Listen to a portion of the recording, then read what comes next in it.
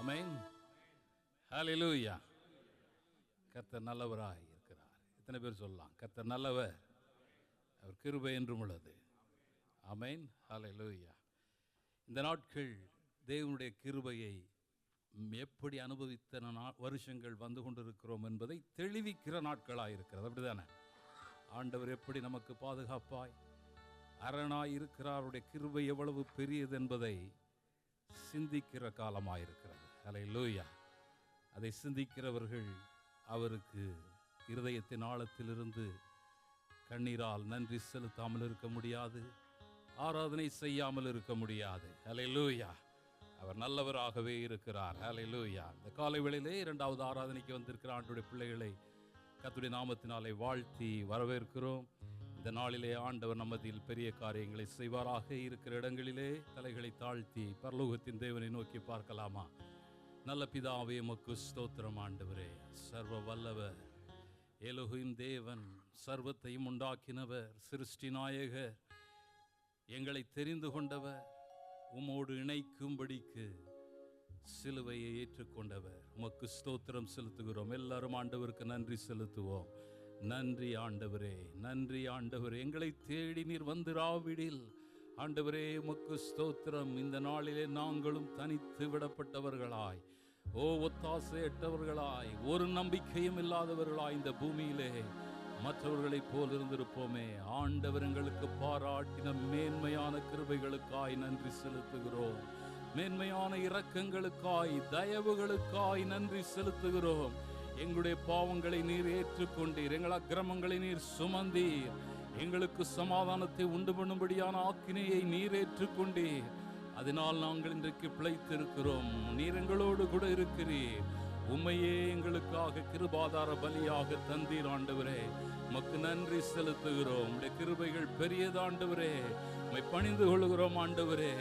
ஓ ஹல்லேலூயா, ஹல்லேலூயா. மரணத்தை ஜெயித்தவர், சத்துருவை ஜெயித்தவர், ஓ ஸ்தோத்திரம் ஆண்டவரே. உம்முடைய இரத்தத்தினால் மீட்கப்பட்ட சபையாய், உம்முடைய சரீரங்களாய், சரீரத்தின் அவயவங்களாய் நாங்கள் உம்மிடத்தில் இருக்கும்படி எங்களுக்கு அருள் செய்திருக்கிறதற்காக நன்றி செலுத்துகிறோம். வாழ்க்கையில் ஆண்டவர் பாராட்டின எல்லா தயவுகளுக்காக நன்றி செலுத்துகிறோம். நீர் ஒருவரை துதிக்கு பாத்திரர் ஆண்டவரே, கனத்திற்கு பாத்திரர் ஆண்டவரே. உமக்கு ஸ்தோத்திரம். உம்மை தொழுது கொள்ளுகிறவர்கள் ஆவியோடும் உண்மையோடும் உம்மை தொழுது கொள்ள வேண்டும் என்று நீர் எதிர்பார்க்கிற தேவனாயிருக்கிறீர். அதற்காகவே ஆண்டவர் தம்முடைய ஆவியை அளவில்லாமல் எங்களுக்கு தந்திருக்கிறீர். நன்றி செலுத்துகிறோம், நன்றி செலுத்துகிறோம். ஹல்லேலூயா. நாம் எல்லாரும் ஆண்டவரிடத்திலே ஒப்பு கொடுத்து இந்த ஆராதனையிலே நாம் ஆண்டவருக்கு மகிமை உண்டாக, அவருக்கு பிரியமான ஆராதனை செய்யும்படிக்கு நம்முடைய சரீரங்களை ஜீவ பலியாக ஒப்பு கொடுத்து அவரை நோக்கி பார்க்கிற பொழுது அது ஒரு புத்தி உள்ள ஆராதனையாய் காணப்படுகிறது என்று வேதம் சொல்லுகிறதே. அப்படி செய்யும் பொழுதே நாம் மறுரூபத்தின் நிலைமைக்கு அழைத்து செல்ல முடியும். தேவ சித்தங்களை அறிய முடியும். அவருடைய நடத்தல்களை பெற முடியும். ஹல்லேலூயா. கரங்களை உயர்த்தி நம்முடைய இரத்தம் எங்களுக்காக பரிந்து பேசுகிற இரத்தமாய், எங்களை பரிசுத்தப்படுத்துகிறதாய், எங்கள் ஆவி ஆத்துமா சரீரங்களை ஆளுகிறதாய், ஓ ஸ்தோத்திரம் இருக்கிறதற்காக நன்றி ஆண்டவரே.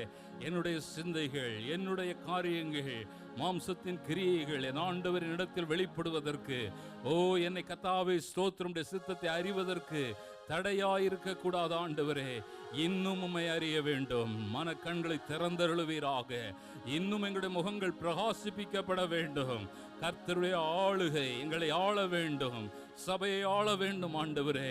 ஓ ஸ்தோத்திரம் ஆண்டவரே. நம்முடைய திருக்குமாரனாகிய இயேசு கிறிஸ்துவின் இரத்தம் எல்லா பாவங்களையும் நீக்கி எங்களை அநியாயங்களை நீக்கி சுத்திகரிக்கிறதாய் இருக்கிறபடினால் உமக்கு ஸ்தோத்திரம்.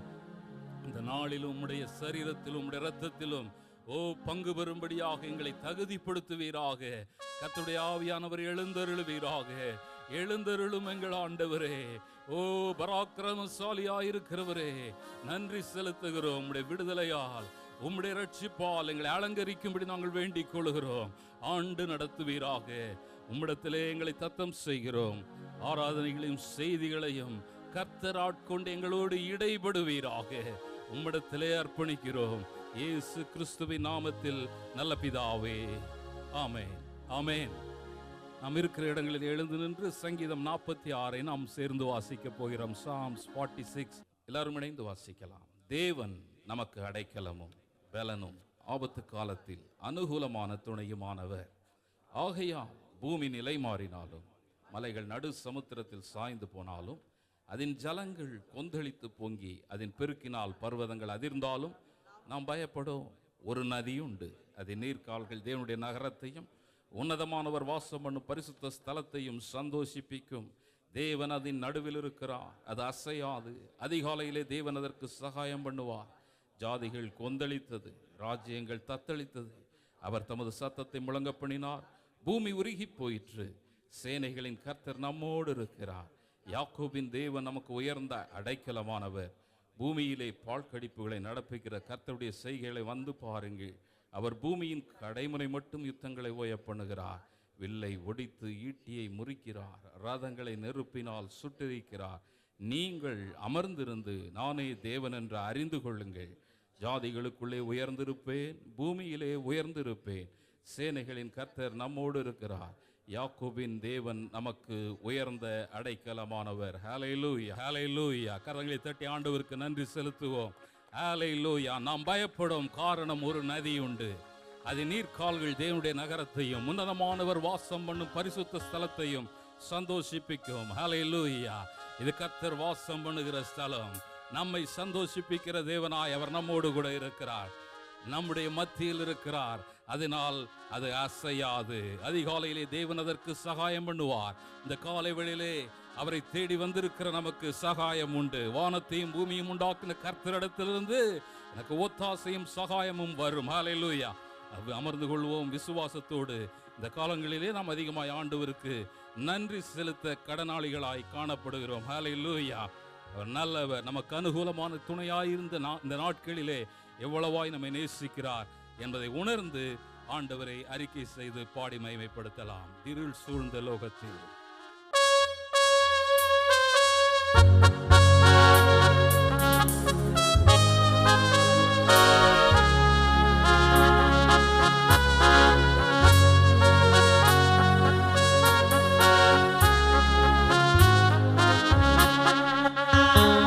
இருள் சூழ்ந்த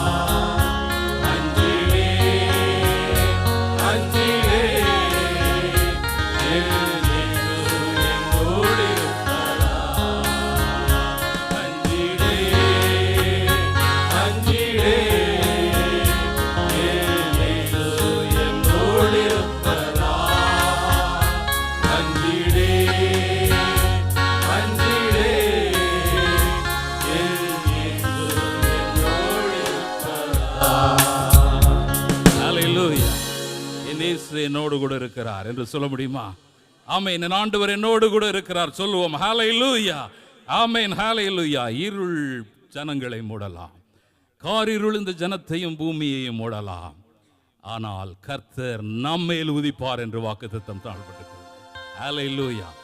நீதியின் சூரியனாக அன்றைக்கு மேக ஸ்தம்பமாக அக்னி ஸ்தம்பமாக கூட வந்தவர் நீதியின் சூரியனாக நம்மோடு கூட வருகிறார். கரங்களை தட்டி ஆண்டவருக்கு நன்றி செலுத்துவோம். ஹல்லேலூயா. காற்று வீசும் படகை தாக்குகிற நேரமாய் இருந்தாலும் இறையாதே அமைதலாய் இரு என்று சொல்லுகிறவர் நம்ம கூட இருக்கார். ஹல்லேலூயா. அவர் சொல்லுகிறபடிதான் நடக்கும். ஹல்லேலூயா. கொடூரமானவர்களின் சிரல் மதிலை மோதியடிக்கிற பெருவெள்ளத்தை போல் இருக்கையில் யாருக்கு? எல்லா ஆயுதங்களையும் உடையவர்களுக்கு நான் பாதுகாப்பாக இருக்கிறேன் என்று ஆண்டவர் சொன்னாரா? ஏழைக்கு பலனாய், நெடுக்கப்படுகிற எளியவனுக்கு திடனாய், பெரு வெள்ளத்திற்கு தப்பும் அடைக்கலமாய், வெயிலுக்கு ஒதுங்கும் நிழலாய் இருக்கிறார். இந்த வாக்குத்தத்தங்கள் எல்லாம் நமக்காக தந்தருள் இருக்கிறார். யெகோவா தேவன், யெகோவா ஷாலோம், அவர் நம்மோடு கூட இருக்கிறார். நமக்காக கிரியை செய்கிறவர் உண்டு. விசுவாசத்தோடு மகிமைப்படுத்துவோம். யெகோவா தேவன்.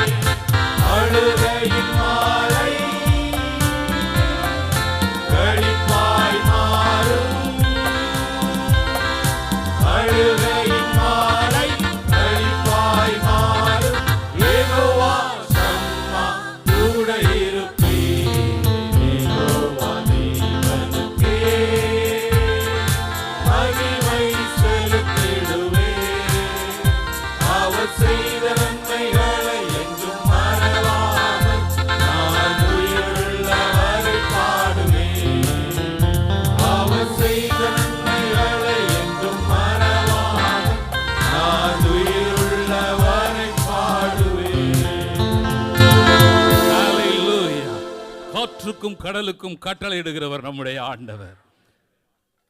மிஞ்சி வராதே, இம்மட்டில் நில் என்று அவர் கடலுக்கு ஏற்கனவே கட்டளை வைத்திருக்கிறார். பாருங்க, இன்றைக்கு வரைக்கும் அது கீழ்ப்படுகிறது.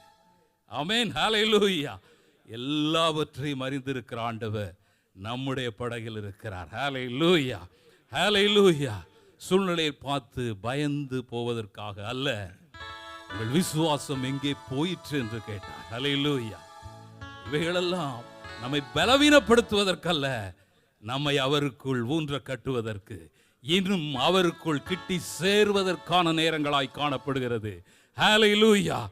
அவர் சொல்லுகிறார், பயப்படாதே, நான் உன்னுடனே இருக்கிறேன், திகையாதே, நான் உன் தேவன், நீதியின் வலது கரத்தினால் உன்னை தாங்குவேன் என்று சொல்லி தம்முடைய ஜனத்தை பார்த்து சொல்கிறார், நீ என் தேசம், தேசமே நீ பயப்படாதே, மகிழ்ந்து களி கூறு, கர்த்தர் பெரிய காரியங்களை செய்வார், யுத்தங்களை எனக்காக செய்வார். என் வாழ்க்கை எப்படி இருக்கு? என் வாழ்க்கையுடைய யுத்தத்தை செய்கிறவர் அவரே. கரங்களை தட்டி ஆண்டவருக்கு நன்றி செலுத்துவோம். ஹல்லேலூயா, ஹல்லேலூயா. அவர் நல்லவர், பயப்பட தேவையில்லை. பாடி மகிமைப்படுத்துவோம். தேசமே பயப்படாது.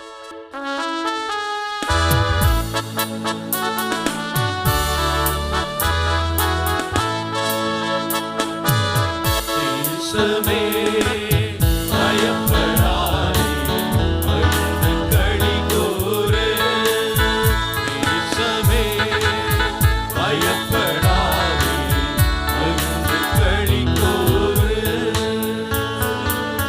சேனை கர்த்தர் உன் நடுவில்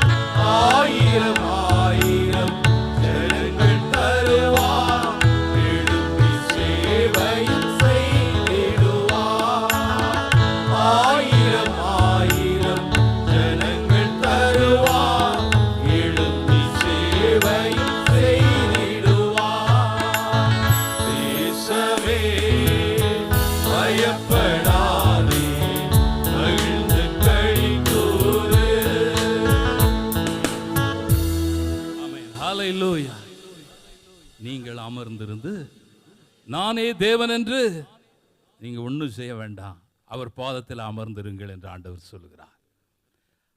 சும்மா இல்லை, சோர்ந்து போவதற்கல்ல, புது பலன் அடைந்தவர்களாய் மாற்றுவதற்காக ஆண்டவர் அப்படி செய்கிறார். இந்த நாட்கள் ஜெபங்களுக்கு பதில் வந்து கொண்டிருக்கிற நாட்களாக இருக்கிற எத்தனை பேர் விசுவாசிக்கிறோம்? நீங்களும் நானும் சபையும் செய்த ஆண்டாண்டுகளாய் செய்கிற ஜெபங்களுக்கு மாத்திரமல்ல, வேதத்தின் பரிசுத்தவான்களும் ஜெபித்த ஜெபங்களுக்கு பதில் வந்து கொண்டிருக்கிறது. அல்லேலூயா. ஆண்டவர் தம்முடைய கிரியையை ஆரம்பித்திருக்கிற நாட்களாயிருக்கிறது. கர்த்தர் ஜனங்களை சந்திக்கிற நாட்களாயிருக்கிறது. ஒருவேளை நாம் கவனிக்காமல் இருக்கலாம். நாம் அமைதியாய் சந்தோஷமாய் உட்கார்ந்து ஆராதிக்கிறோம். அன்றைக்கு இஸ்ரவேல் ஜனங்களுடைய கூக்குரலை கேட்ட ஆண்டவர் விடுதலையாக்கினார். இன்றைக்கு மறைவிடங்களிலிருந்து தம்முடைய ஜனத்தை வெளி கொண்டு வரும்படிக்கு கிரியை செய்து கொண்டிருக்கிற தேவனாயிருக்கிறார்.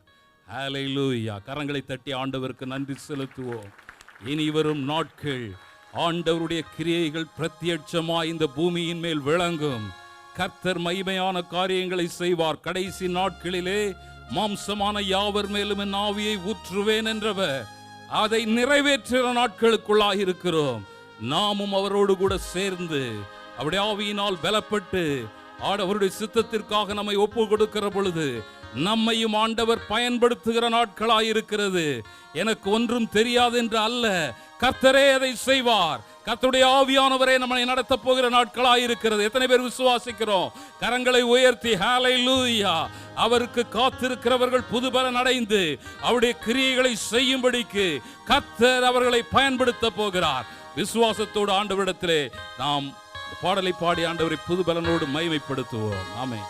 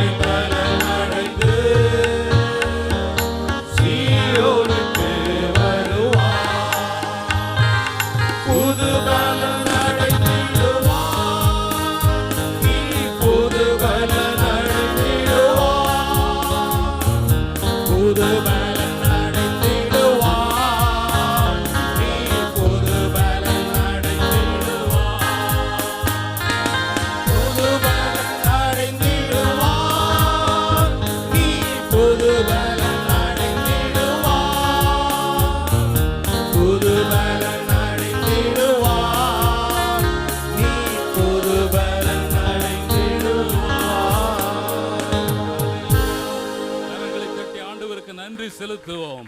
சபையை ஆயத்தப்படுத்துகிற காலங்களிலே நாம் வந்து நிற்கிறோம். ஹல்லேலூயா.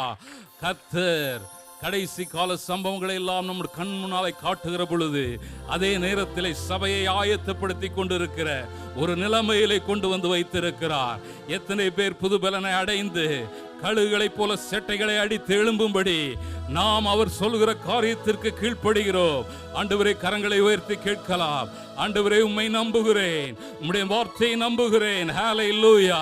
தானியேல் தீர்க்கதரிசி கேட்டார், இவைகளெல்லாம் சம்பவித்து எப்பொழுது நிறைவேறும் என்று கேட்ட பொழுது, இப்பொழுது நீங்கள் இளைப்பாறு, இவைகள் குறிக்கப்படும் வரைக்கும் இவைகள் பத்திரப்பட்டிருக்கும், முத்திரை போடப்பட்டிருக்கும் என்று சொல்லப்பட்டது. ஹல்லேலூயா. அவர் ஜெபித்த ஜெபங்களுக்கு பதில் சொன்ன ஆண்டவர் அந்த முத்திரைகளை உடைக்கிற காலங்களுக்கு நேராய் உலகம் வந்து கொண்டிருக்கிறது. ஹல்லேலூயா. அந்த முத்திரைகளை உடைப்பதற்கு அதிகாரம் உடையவர், வானத்தையும் பூமியையும் சிருஷ்டித்தவர், சிலுவையில் நமக்காய் ஜீவனை கொடுத்த ஆண்டவர். கரங்களை தட்டி ஆண்டவருக்கு நன்றி செலுத்துவோம். இந்த நம்பிக்கை நமக்கு தந்தவர் பெரியவராய் இருக்கிறாரே. ஓ ஹல்லேலூயா, ஹல்லேலூயா. முழு மனதாய் முழுமையாய் அவரை நம்புகிற பொழுது அவர் நம்மை விட்டு விலகுவதில்லை, அவர் நம்மை கைவிடுகிறதில்லை. இஸ்ரவேலே, நீ என்னை மாத்திரம் நம்பு என்று ஆண்டவர் சொல்லுகிறாரே. முழு மனதோடு அவரை பற்றிக் கொள்வோம். ஹல்லேலூயா.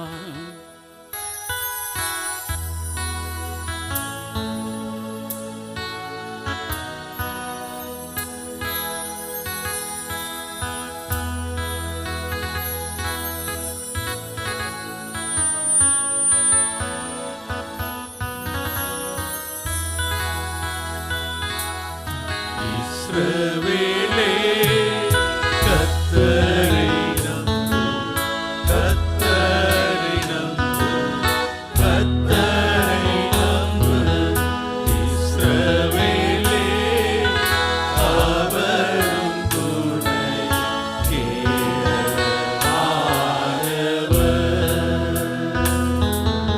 அவரும் துணை கேடமானவர்.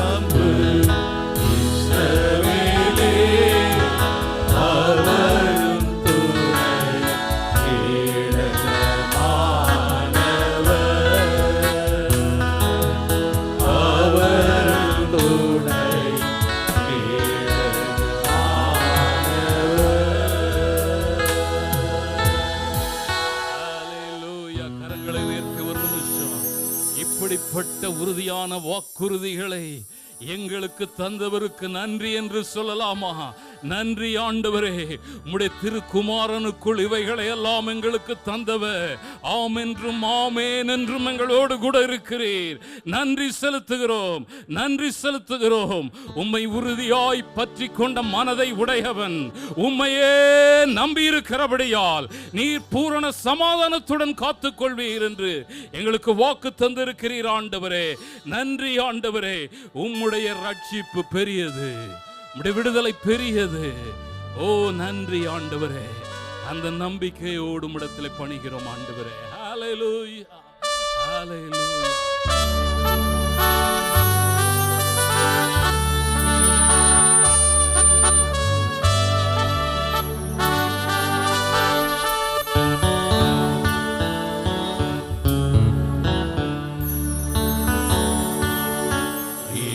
ஆத்துமா உம்மை நோக்கி அமர்ந்திருக்கும், நான் நம்புவது உம்மாலே ஆகும்.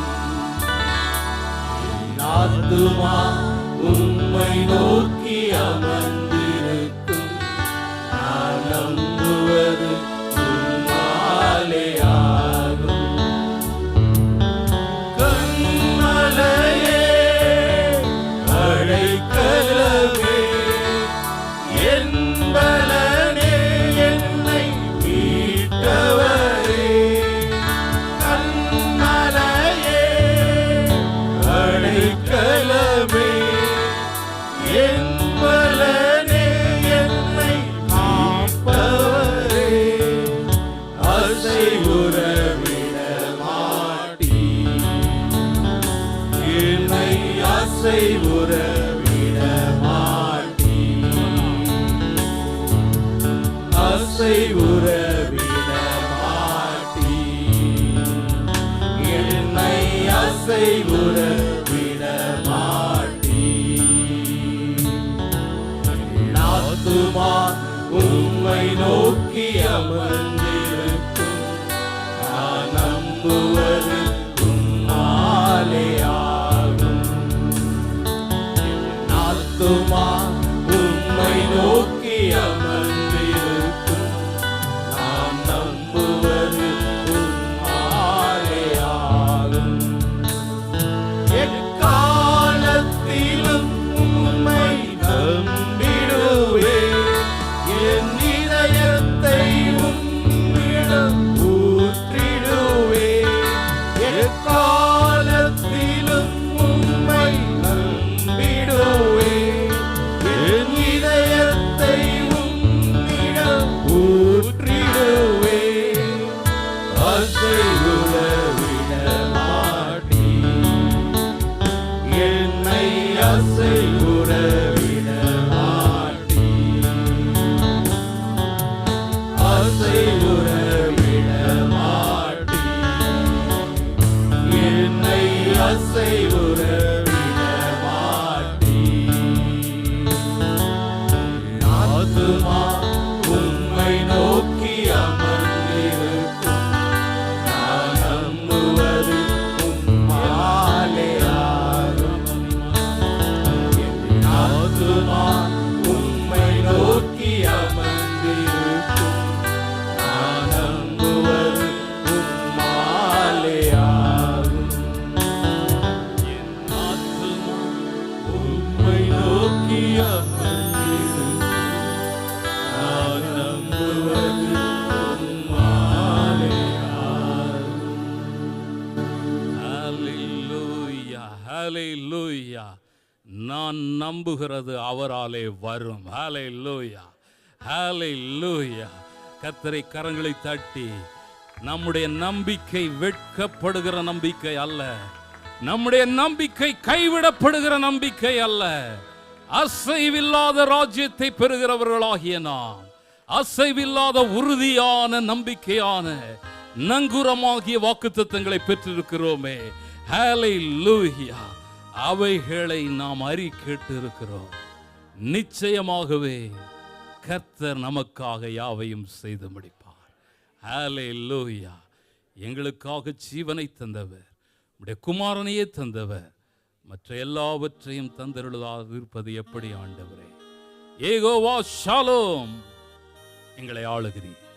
உடைய பாதப்படியிலே பணிகிறோம், இயேசு கிறிஸ்துவின் நாமத்தில் பிதாவே, ஆமென். ஹல்லேலூயா, ஹல்லேலூயா, ஹல்லேலூயா.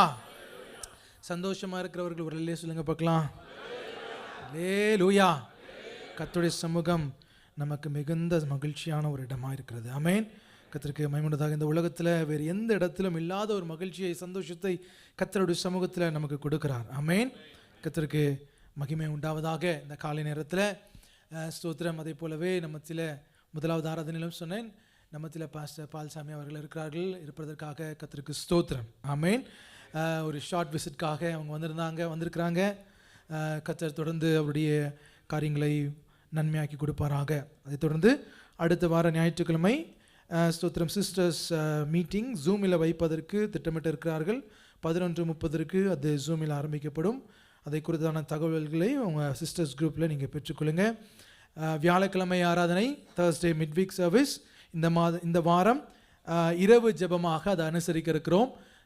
மாதத்தின் கடைசி வாரமாக இருக்கிற அப்படின்னாலே அதை இரவு ஜெபமாக நாம் அதை அனுசரிக்க இருக்கிறோம். 8 மணிக்கு அது ஆரம்பிக்கப்படும். ஆகவே ஸ்தோத்திரம், அன்பு விசுவாசிகள், நீங்கள் குறித்த நேரத்தில் கடந்து வர அன்பாய் கேட்டுக்கொள்கிறோம். 8:30 அல்ல, 8 மணி. எபேசியர் 5வது அதிகாரத்தின் 16வது வசனத்திலிருந்து அன்றைய தின தியானம் இருக்கும். அதைத் தொடர்ந்து சனிக்கிழமை உபவாச ஜெபம் காலை 10 மணிக்கு சென்ட் ஜேம்ஸ் அண்ட் ஜான் ஹாலில் நடைபெறும். அவரும் நேரம் எடுத்து கடந்து வர அன்பாய் கேட்டுக்கொள்கிறோம்.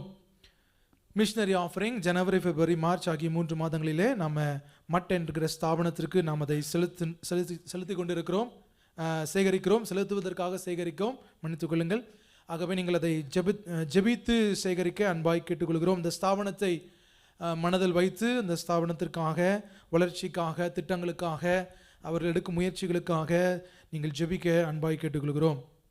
நேற்று 2 நாட்கள் நடந்த செயின் பிரேயர் சங்கிலி தொடர் ஜெபத்தில் 205 பேர் பங்கு பெறுவதற்கு தேவன் கிருபை தந்தார்.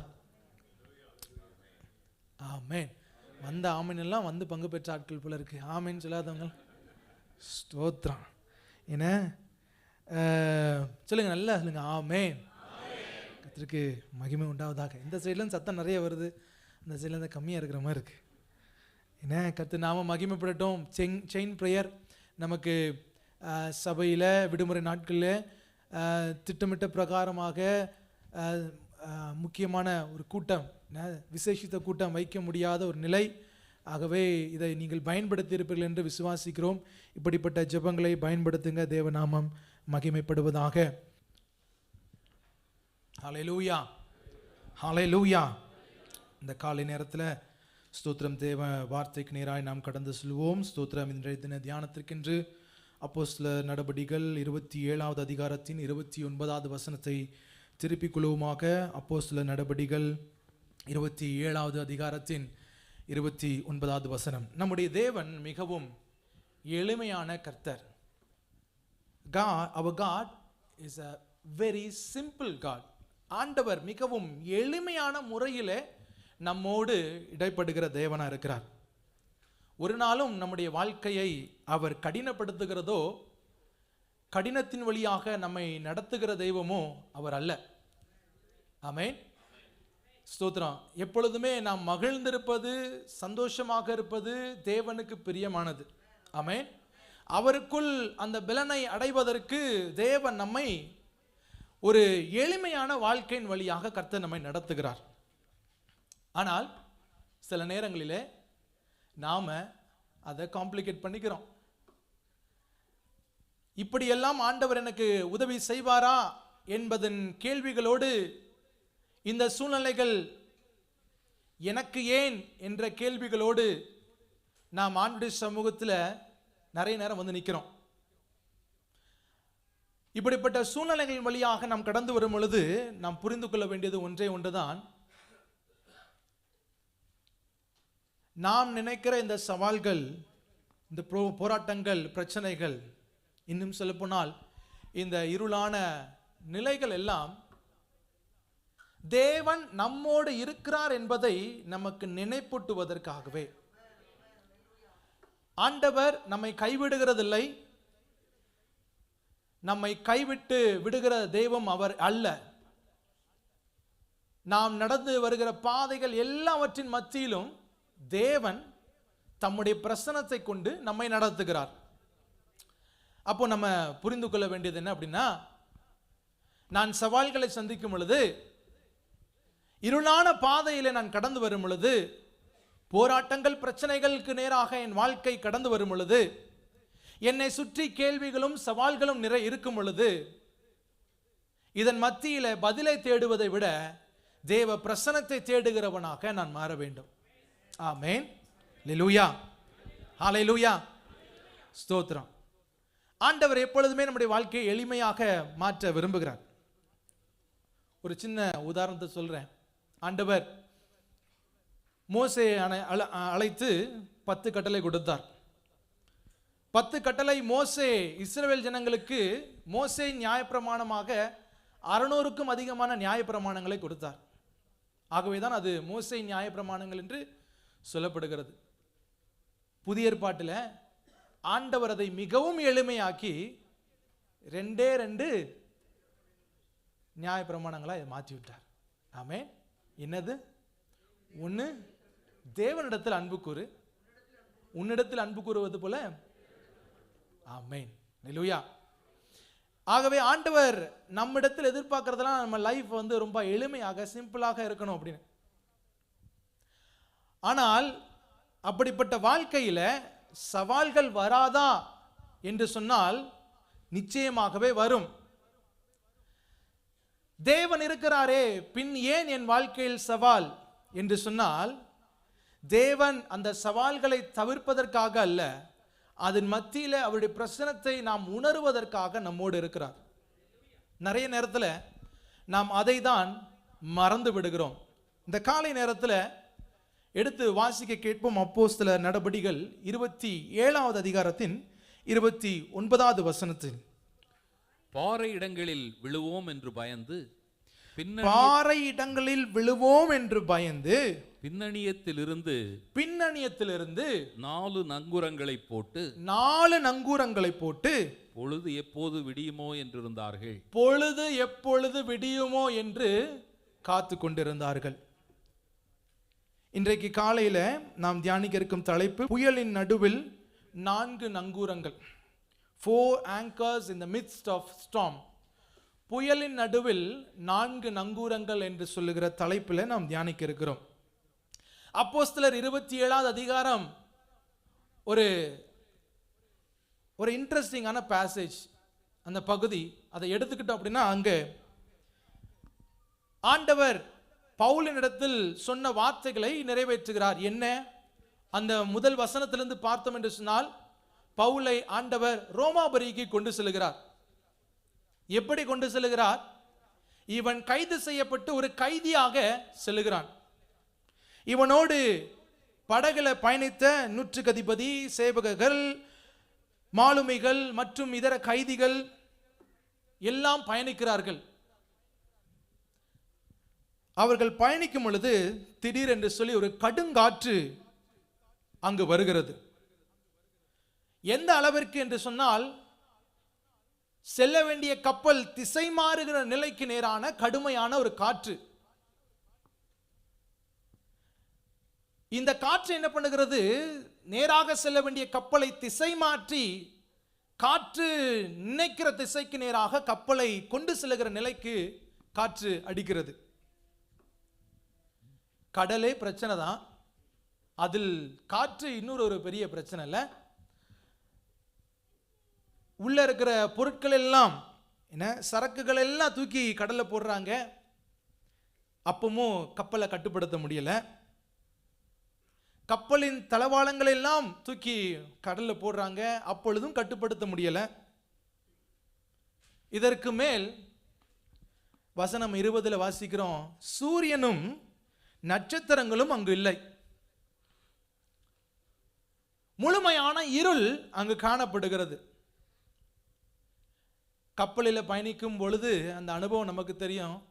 சூரியன் இருந்தாதான் என்ன பண்ண முடியும்னா திசையை பார்க்க முடியும். இப்போ நமக்கு நிறைய டெக்னாலஜி வந்துருச்சு.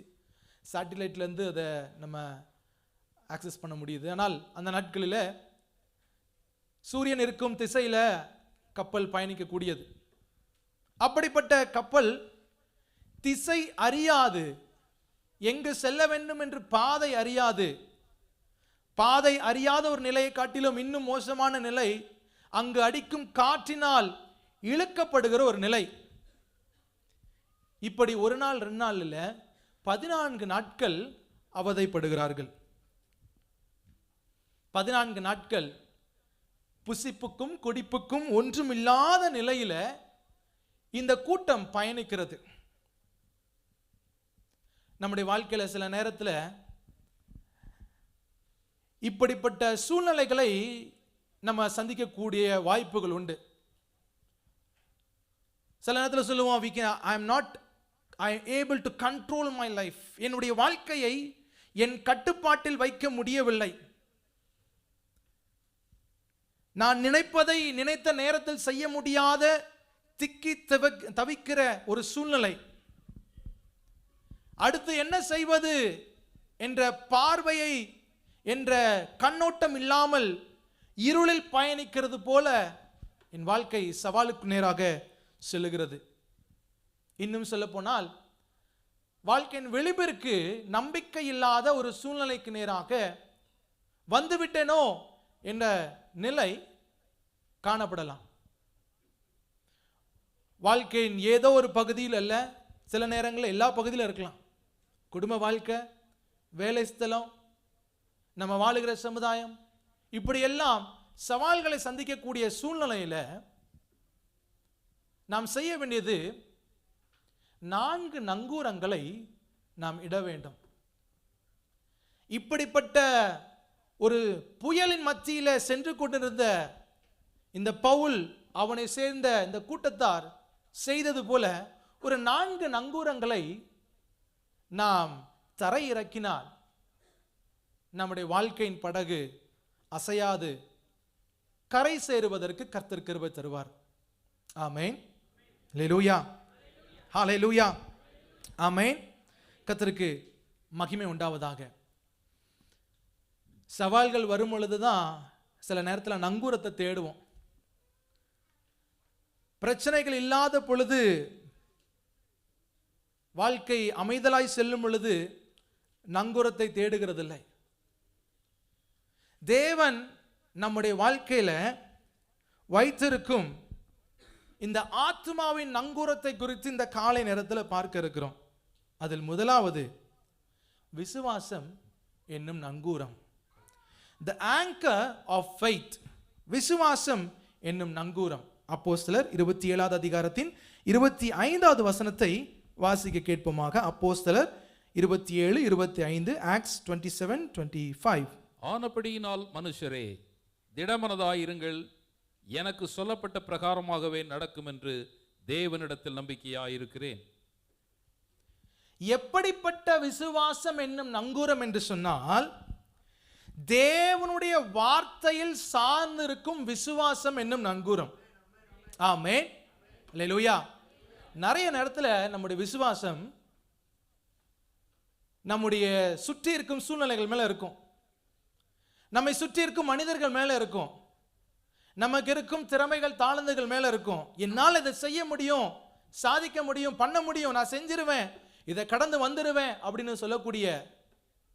ஆனால் தேவன் நம்மிடத்தில் இந்த காலை நேரத்தில் நினைப்பூட்டுகிற காரியம் என்ன அப்படின்னா, the anchor of faith should be in the word of God.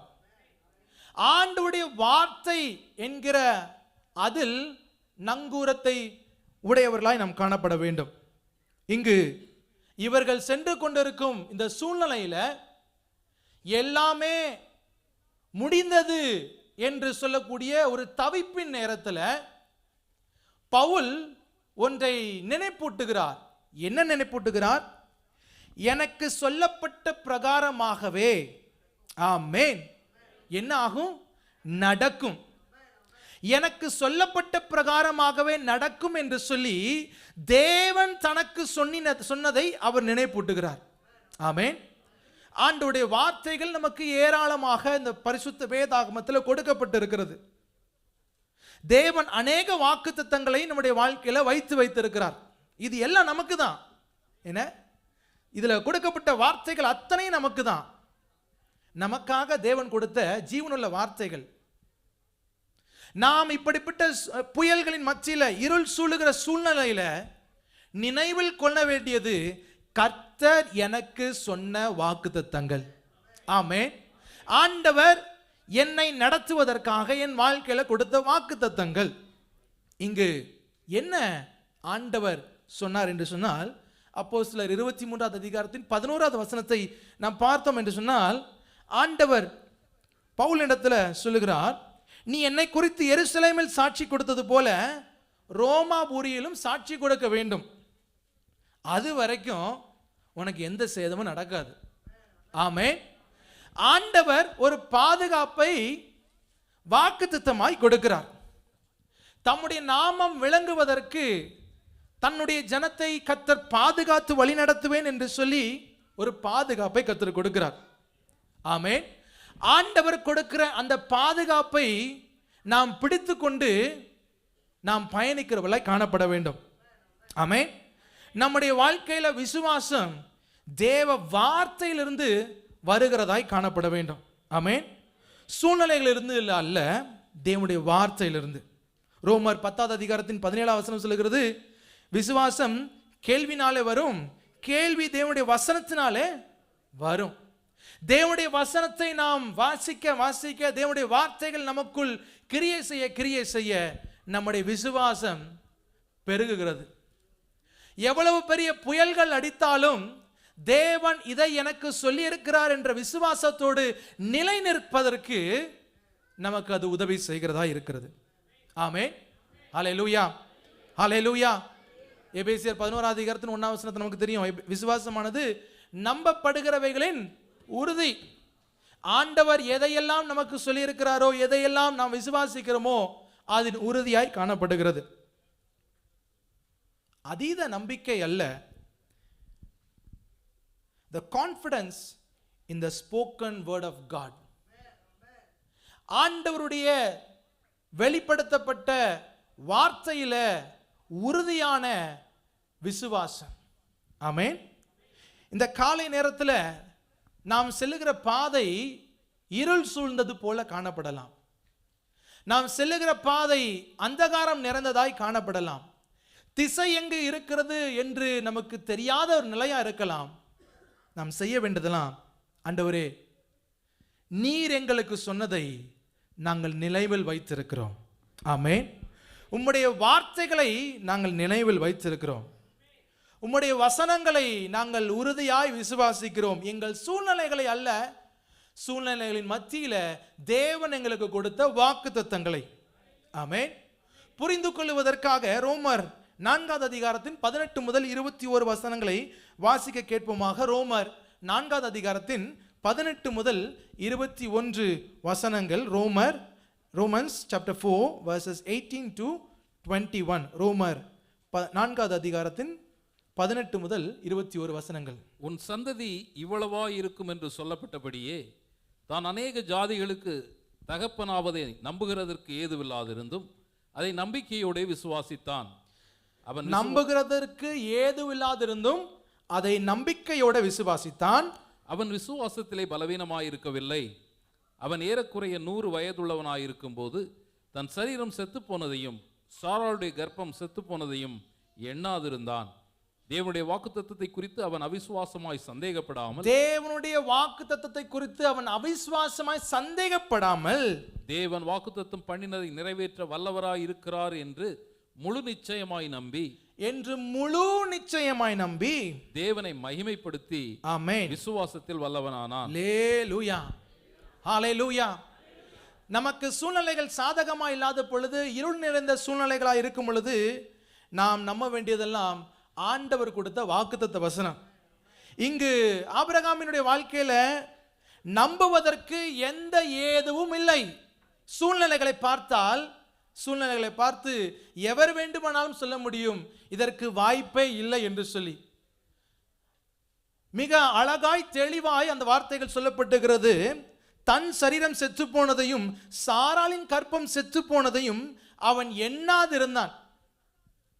ஏன் எண்ணவில்லை? உண்மை நிலை என்ன? ரியல் சர்க்கம்ஸ்டன்சஸ் என்ன? உண்மை நிலை என்ன? வாய்ப்பை இல்லை என்று சொல்லக்கூடிய நிலை.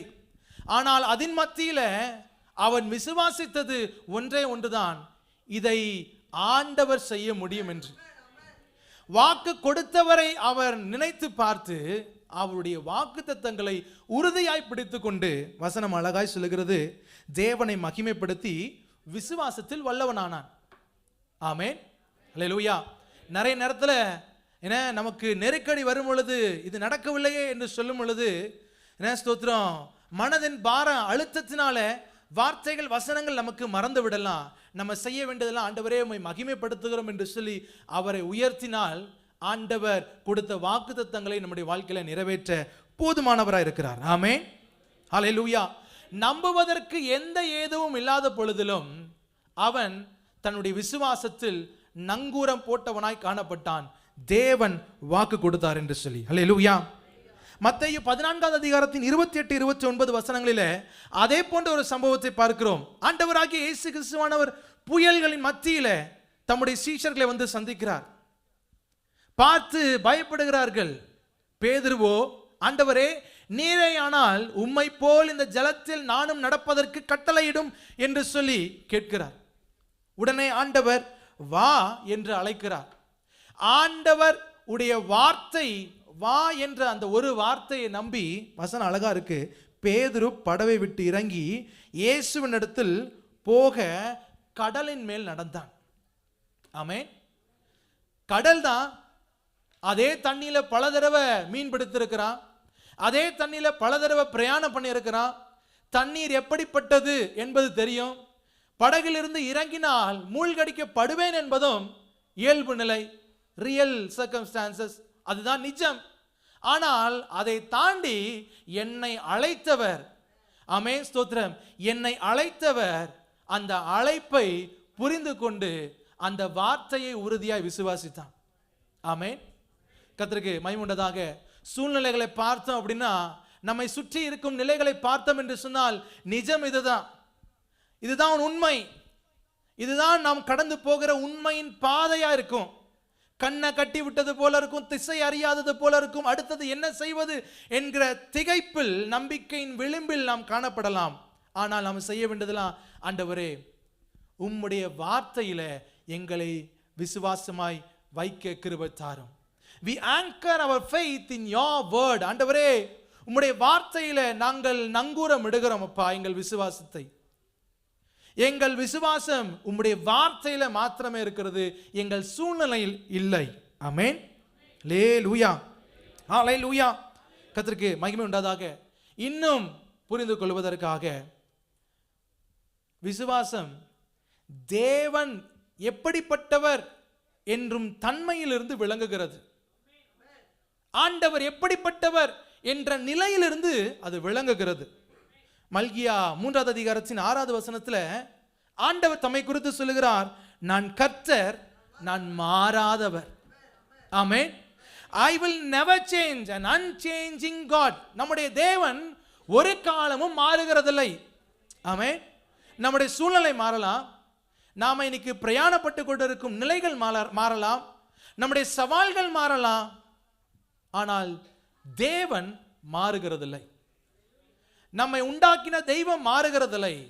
நாம் இரட்சகர் என்று சொல்லுகிற ஆண்டவர் அவர் மாறுகிறதில்லை. வசனம் சொல்லுகிறது, யாக்கோபின் புத்திரராகி நீங்கள் நிர்மூலமாகவில்லை. ஏன்? அவர் மாறாதவராய் இருக்கிறபடினால. ஒருவேளை நாம் சந்திக்கக்கூடிய சூழ்நிலைகளைப் போல நம்முடைய தேவனும் மாறிக்கொண்டிருந்தால் நாம் இன்றைக்கு இருந்திருப்போமா என்பதே ஒரு பெரிய கேள்வி. அவர் மாறாதவராய் இருக்கிறபடினால நாம் நிர்மூலமாகவில்லை. அல்லேலூயா. அதிலிருந்து தான் நம்முடைய விசுவாசம் விளங்குகிறது. இந்த தேவன் தான் நமக்கு வாக்கு கொடுத்திருக்கிறார், இந்த தேவன் தான் நம்மை வழி நடத்துவேன் என்று சொல்லி வாக்குத்தத்தம் அளித்திருக்கிறார். ஆமென். அவர் அளித்த வாக்குத்தத்தம் எப்படிப்பட்டதா இருக்கிறது?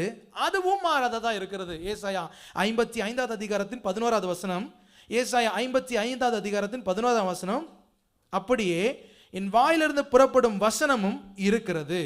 வாசிங்க. அப்படியே என் வாயிலிருந்து புறப்படும் வசனமும் இருக்கும், அது வெறுமையாய் என்னிடத்திற்கு திரும்பாமல், அது நான் விரும்புகிறதை செய்து, ஆமென், நான் அதை அனுப்பின காரியம் ஆகும்படி வாய்க்கும். நான் அதை விரும்பினதை செய்து, நான் எதற்காக அந்த வாக்குத்தத்தத்தை உன்னுடைய வாழ்க்கையில கொடுத்திருக்கிறேனோ அதை நிச்சயமாகவே நிறைவேற்றி விட்டு தான் அது என்னிடத்தில் திரும்பும். ஆமென். இதை சொன்னது யார்? மாறாத ஆண்டவர். அல்லேலூயா. அநேக நேரங்களிலே நம்மை சுற்றி இருக்கும் சூழ்நிலைகளை பார்த்து பயந்து திக்கி தவித்து அடுத்தது என்ன செய்ய வேண்டுமோ என்ற கேள்விகளோடு இருக்கும் நம்முடைய வாழ்க்கையில புரிந்து கொள்ள வேண்டியது, நாம் இட வேண்டிய முதல் நங்கூரம் the anchor of faith, விசுவாசம் என்னும் நங்கூரம். தேவ வசனத்துல வார்த்தை கொடுத்தவர் யார் என்பதை புரிந்து கொண்டு, வார்த்தை கொடுத்தவர் மாறாதவர், அவர் மாறாதவர் போல அவருடைய வார்த்தைகளும் மாறாததாய் நம்முடைய வாழ்க்கையில காணப்படும் என்பதில் ஆழமாய் நங்கூரம் இட வேண்டும். ஆமென். அல்லேலூயா. ஸ்தோத்திரம். நம்மை சுற்றி காணப்படுகிற ஸ்தோத்திரம் சவால் நிறைந்த சூழ்நிலைகள் மத்தியில ஆண்டவர் ஒரு நாள் மாற மாட்டார். பிலிப்பியர் 4வது அதிகாரத்தின் 19வது வசனத்துல, குறைவுகளை எல்லாம் கிறிஸ்து இயேசுவுக்குள் மகிமையில நிறைவாக்குவார். ஆமென். கர்த்தருக்கு மகிமையாக நாம செய்ய வேண்டியதெல்லாம் தேவனுடைய வசனத்துல நிலை நிற்கிறவர்களாய் காணப்பட வேண்டும். நம்முடைய வாழ்க்கையை சூழ்நிலைகளில் அல்ல, தேவன் வெளிப்படுத்தியிருக்கும் தம்முடைய வார்த்தைகளிலே நங்கூரமிட வேண்டும். பிரியமானவர்களே, முதலாவது நங்கூரம் தேவனுடைய வார்த்தையில் விசுவாசம் என்கிற நங்கூரம். இரண்டாவது, அப்போஸ்தலர் 27வது அதிகாரத்தின் 29வது வசனத்தை திருப்பிக் கொள்வோம். அப்போஸ்தலர் 27:29, பாறை இடங்களில் விழுவோம் என்று பயந்து பின்னணியத்திலிருந்து 4 நங்கூரங்களை போட்டு பொழுது எப்பொழுது விடியுமோ என்று இருந்தார்கள். பொழுது எப்பொழுது விடியுமோ என்று இருந்தார்கள். ஆங்கிலத்தில் they dropped 4 anchors from the stem and prayed for day to come. பொழுது எப்பொழுது விடியுமோ என்று சொல்லி காத்து கொண்டிருந்தார்கள்.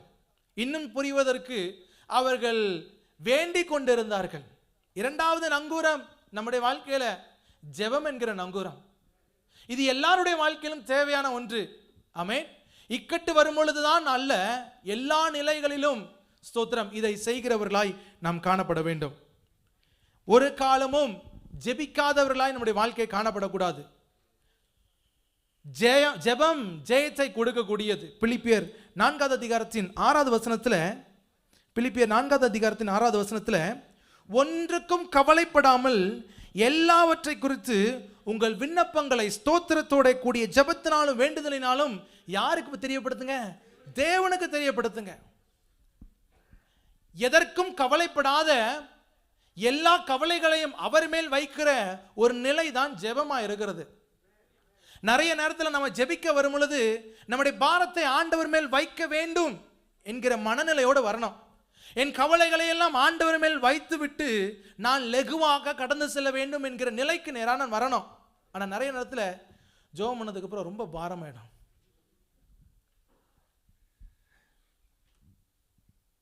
பாரத்தை சுமப்பதற்காக ஜெபம் அல்ல, பாரத்தை இறக்கி வைப்பதற்காக ஜெபம். ஆமென்.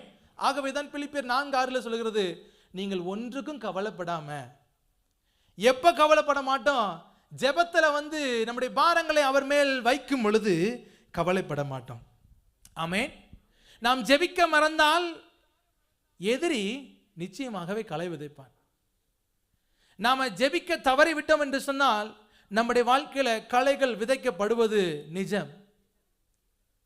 சூழ்நிலைகள் சவால்களாய் மாறுவது இயல்பு. ஆனால் அதன் மத்தியில நாம் நங்கூரம் இட வேண்டும் என்று சொன்னால் ஜெபம் என்கிற நங்கூரத்தை இட வேண்டும். 1 தெசலோனிக்கேயர் 5வது அதிகாரத்தின் 17வது வசனத்தில் சொல்லுகிறது போல இடைவிடாமல் ஜெபிக்கிறவர்களாய் காணப்பட வேண்டும். எப்படி இடைவிடாமல் ஜெபிப்பது? எப்படி இடைவிடாமல் ஆண்டவரை நோக்கி ஜெபிப்பது? நிறைய நேரத்தில் நம்ம ஜெபம்னு சொன்னா ஒரு இடத்தை பார்த்து அங்க உட்கார்ந்து 1/2 மணி நேரம் பாட்டு பாடி ஸ்தோத்திரம் சொல்லி கேட்க வேண்டியதெல்லாம் ஆண்டவர்கிட்ட கேட்டுட்டு ஆமேன் போட்டுட்டு வருகிறது அப்படின்னு நினைக்கிறோம். இல்லை, ஜெபம் நம்முடைய வாழ்க்கையாய் மாறணும். அதிகாலையில் எழுந்ததிலிருந்து தேவனோடு தொடர்பு கொள்ளுகிறவர்களாய் நம்முடைய வாழ்க்கை மாறணும். எப்பொழுதாவது ஒரு நேரத்தில் ஆண்டவரோடு தொடர்பு கொள்ளுகிறவர்களாய் அல்ல, எப்பொழுதுமே தேவனோடு தொடர்பு கொள்ளுகிறவர்களாய் நாம் காணப்பட வேண்டும். ஜெபம் it is not our last option, it is our lifeline. Amen. நம்முடைய வாழ்வாதாரமாய் அது மாற வேண்டும். ஜெபம் இல்லைன்னா என்னால் இயங்க முடியாது என்ற நிலைக்கு நேராக இடைவிடாமல் ஜெபிக்கிற ஒரு அனுபவம் நமக்கு தேவை. ஆமென். ஆண்டவராகிய இயேசு கிறிஸ்துவானவர் லூக்கா 22வது அதிகாரத்தின் 44வது வசனத்தில் அவர் கெத்செமனே தோட்டத்தில் ஜெபித்தார். வியாகுலப்பட்டு ஊக்கத்தோடு ஜெபித்தார் என்று சொல்லி வசனம் சொல்லுகிறது. அவர் செல்லக்கூடிய பாதை கடினமான சூழ்நிலை, இருள் நிறைந்தது. அந்த சிலுவையின் பாதை மிக கடினமான ஒரு பாதை. அதை கடப்பதற்கு உலகத்தை உண்டாக்கின, வார்த்தையை கொண்டு உண்டாக்கின அந்த வார்த்தையான அந்த இயேசு கிறிஸ்துவுக்கு ஜெபம் தேவைப்பட்டது. ஆமென். அல்லேலூயா. நம்ம நிறைய நேரத்தில் நம்ம சூழ்நிலைகளை பார்த்து ஜெபிக்க மறந்து விடுகிறோம். ஜெபிப்பதை காட்டிலும் வேறு என்ன வழிகள் இருக்கிறது அப்படின்னு சொல்லிட்டு தேட ஆரம்பித்து விடுகிறோம். யோசிச்சு பாருங்களேன். ஆண்டவர் ஒருவேளை நம்ம போகிற இந்த சூழ்நிலையில் இந்த 2 மலையை தாண்டி 7 கடலை தாண்டி அங்கே இருக்கிற ஒரு கோயிலில் போய் நீ எனக்கு காணிக்கை செலுத்தினா இந்த சூழ்நிலை மாறிடும்னு சொன்னால் நம்ம முதல்ல செஞ்சிருவோம். ஆனால் அதை காட்டிலும் ஆண்டவர் மிக எளிமையாக ஜெபம் பண்ணுங்கன்னு சொல்லியிருக்கிறாரு. இடைவிடாமல் ஜெபிங்கன்னு சொல்லியிருக்கிறாரு. ரொம்ப எளிமையான காரியத்தை ஆண்டவர் சொன்னால் அது நமக்கு சில நேரங்களில் கடினமாய் மாறி விடுகிறது. நம்ம மனசாட்சியை தொட்டு நான் இன்னைக்கு காலையிலிருந்து ஆண்டவரோடு தொடர்பு கொள்ளுகிறேனா, தொடர்பின் நிலையில் இருக்கிறேனா என்பதை கேட்டு பார்ப்போம். ஆண்டவர் நம்மிடத்தில் எதிர்பார்ப்பதெல்லாம் இடைவிடாமல் ஜெபிக்கிற ஒரு ஜெபம் என்கிற நங்கூரம். ஆமென். நம்முடைய ஜெபத்திற்கு பல நிலைகளில் பதில் உண்டு, விளைவுகள் உண்டு. பேதுருவுக்காக அங்கு ஸ்தோத்திரம் ஆதி சபை ஜெபித்தது. அப்போஸ்தலர் 12வது அதிகாரத்தின் 5வது வசனம். அவர்கள் பேதுருவுக்காக சபையார் ஜெபித்தார்கள். எதற்கு ஜெபித்தார்கள்? ஆண்டவரே எப்படியாவது பேதுருவை விடுவியும். ஆண்டவருடைய வேலை வந்தது, அந்த ஜெபத்திற்கு பதிலும் வந்தது. ஆமென். நம்ம ஜெபத்துக்கு என்ன பதில் கிடைச்சிட போது, நம்ம ஜெபிக்கிறதுனால என்ன பிரயோஜனம், நம்ம ஜெபிக்கிறதுனால என்ன விளைவுன்னு சொல்லிட்டு ஒரு நாளும் ஜெபிக்க தவறி விடாதீர்கள். நம்முடைய ஜெபத்திற்கு விளைவு உண்டு. ஆமென். நாம் ஊக்கத்தோடு ஜெபித்தோம் என்று சொன்னால் தேவன் அற்புதம் செய்ய அவர் போதுமானவராக இருக்கிறார். 1 யோவான் 5வது அதிகாரத்தின் 14வது வசனத்தில் ஆமென் ஸ்தோத்திரம், நாம் எதையாகிலும் அவருடைய சித்தத்தின்படி கேட்டால் அவர் நமக்கு செவி கொடுக்கிறார் என்பதே அவரை பற்றிய நாம் கொண்டிருக்கும் தைரியமாயிருக்கிறது. நாம அவருடைய சமூகத்தில் இது தேவனுடைய சித்தம் என்று சொல்லி புரிந்து இதற்காக ஜெபித்தோம் என்று சொன்னால் நிச்சயமாகவே அதற்கு தேவன் செவி கொடுப்பார். ஆமென். அதுதான் நமக்கு இருக்கும் பெரிய தைரியம். ஆமென் ஸ்தோத்திரம். ஆண்டவரே இந்த சூழ்நிலையில நீர் எனக்காக அதை செய்வீர் என்ற விசுவாசத்தோடு இது உம்முடைய சித்தம் என்று சொல்லி உறுதியோடு ஆண்டவருடைய சமூகத்தில் ஜெபிக்கிறோம்ல, அதற்கு நிச்சயமாகவே ஆண்டவர் செவி கொடுக்கிறார். அது மாத்திரமல்ல, யாக்கோபு 5வது அதிகாரத்தின் 16வது வசனத்தில் நீதிமான் செய்யும் ஊக்கமான வேண்டுதலுக்கு மிகவும் பலன் உண்டு. ஆமென். மிகவும் பலனுள்ளதா இருக்கிறது, அதற்கு வல்லமை இருக்கு. நிறைய நேரத்தில் நம்ம ஜெபத்துக்கு என்ன வல்லமை இருக்குன்னு சொல்லிட்டு நம்ம உட்கார்ந்துடுறோம். ஆனால் நம்ம ஜெபிக்கக்கூடிய சின்ன சின்ன ஜெபத்திற்கும் ஆண்டவர் பெரிய பலனை கொடுக்கக்கூடிய தேவனா இருக்கிறார். ஆமென். கர்த்தருக்கு மகிமையுண்டாதாக. எரேமியா 33வது அதிகாரத்தின் 3வது வசனத்தில் என்னை நோக்கி கூப்பிடு, அப்பொழுது நான் உனக்கு உத்தரவு கொடுத்து, என்ன உத்தரவு ஆண்டவர் கொடுக்கிறார்? அறியாததும் உனக்கு எட்டாததுமான பெரிய காரியங்களை ஆமென் அறிவிப்பேன் என்று ஆண்டவர் சொல்லுகிறார். நாம ஜெபிக்கும் பொழுது ஆமென் ஸ்தோத்திரம், நம்முடைய நிலைகளை கடப்பதற்கு நாம் என்ன செய்ய வேண்டும்? சில நேரத்தில் ஆண்டவர் நம்முடைய ஜெபத்திற்கு பதில் கொடுப்பது நம்மளால புரிந்து கொள்ள முடியாத நிலையா இருக்கும். அது நிறைவேறும் பொழுதுதான் ஆண்டவர் இதை அன்றைக்கே எனக்கு வெளிப்படுத்துறார் என்று சொல்லி புரிந்து கொள்ள முடியும். அப்படிப்பட்ட நிலையில நம்முடைய ஜெபங்கள் மாற கர்த்தர் நமக்கு கிருபை தருவாராக. ஆமென் ஸ்தோத்திரம். ஜெபம் prayer turns panic into peace. ஜெபம் பீதியான சூழ்நிலைகளையும் அமைதியாக மாற்ற வல்லமையுடையதா இருக்கிறது. முதலாவது பார்த்தோம், தேவனுடைய வார்த்தையில் விசுவாசம் என்கிற நங்கூரம், ஜெபம் என்கிற நங்கூரம். மூன்றாவது அப்போஸ்தலர் 27:20வது வசனத்தை வாசிக்க கேட்போமாக. அப்போஸ்தலர் 27:20 அநேக நாளாய் சூரியனாவது நட்சத்திரங்களாவது காணப்படாமல் மிகுந்த பெரும் காற்று மழையும் அடித்து கொண்டிருந்தபடியினால் இனி தப்பி பிழைப்போம் என்னும் நம்பிக்கை முழுமையும் அற்று போயிற்று. இனி தப்பி பிழைப்போம் என்ற நம்பிக்கை முற்றிலுமாய் அற்று போயிற்று. அந்த இருளான சூழ்நிலையில், அந்த அந்தகாரமான சூழ்நிலையின் வாழ்க்கையின் விளிம்பில் ஓரத்திற்கு வந்துவிட்ட நிலைக்கு அவர்கள் வாழ்க்கை காணப்படுகிறது. கர்த்தருக்கு மகிமையுண்டாதாக. மூன்றாவது நம்பிக்கை, தி ஆங்கர் ஆஃப் ஹோப். நம்பிக்கை என்கிற நங்கூரம். என்ன நம்பிக்கை என்ற நங்கூரம்? தேவன் தம்முடைய வார்த்தையை நிறைவேற்றுவார் என்ற நம்பிக்கை. கர்த்தர் தம்முடைய வார்த்தையை நிச்சயமாகவே என் வாழ்க்கையில நிறைவேற்றுவார் என்று சொல்லி உறுதியாக நம்பி அந்த நம்பிக்கையில நங்கூரம் இடுகிறவர்களாய் காணப்பட வேண்டும். பிரியமானவர்களே, இங்க இவருடைய நிலை என்ன? ஸ்தோத்திரம். வெளிச்சம் இல்லை, சூரியன் இல்லை, திசை தெரியல, பலனும் இல்லை, என்ன செய்வது என்று அறியாத ஒரு நிலை. அதனாலதான் வசனம் சொல்லுகிறது, நம்பிக்கை முழுவதுமாக அற்று போயிற்று, இனி அடுத்தது ஒன்றும் இல்லை என்று சொல்லக்கூடிய நிலைக்கு நேராக வந்து விட்டார்கள். It is not only a physical darkness, it is also a psychological and spiritual darkness. சில நேரங்களில் நம்முடைய வாழ்க்கையில இப்படிப்பட்ட ஒரு நிலைக்கு நேராக நாம் கடந்து வருவோம். எங்க திரும்பினாலும் அந்தகாரம் நிறைந்ததாய் காணப்படும். மாம்ச பிரகாரமாகவும் முன்னேறுவதற்கு வழி இல்லாத நிலை, மனதளவிலும் அதிகமான அழுத்தம், ஆவிக்குரிய நிலையிலும் அந்தகாரமாக இருக்கும் ஒரு நிலை, என்ன செய்வது என்று தெரியாத ஒரு நிலை. அப்பொழுது நாம் புரிந்து கொள்ள வேண்டியது என்னன்னா, ஆண்டவரே நீர் கொடுத்த வார்த்தைகளை நிச்சயமாகவே நிறைவேற்றுவீர் என்று சொல்லி அவரை நம்புவது. ஆமென். ஆண்டவர் கொடுத்த வாக்குத்தத்தங்களை நிச்சயமாகவே நம்முடைய வாழ்க்கையில நிறைவேற்றுவார் என்று சொல்லி நம்புவது. பிரியமானவர்களே, அதே 27வது அதிகாரத்தின் 22வது வசனத்தில் 27வது அதிகாரத்தின் 22வது வசனத்தில் அப்போஸ்தலர் 27:22 ஆகிலும் திடமனதாயிருங்கள் என்று இப்பொழுது உங்களுக்கு தைரியம் சொல்லுகிறேன். யாரு சொல்லுகிறது? பவுல். ஆமென். ஏன் வாசிங்க. கப்பர் சேதமே அல்லாமல் உங்களில் ஒருவனுக்கும் பிராண சேதம் வராது.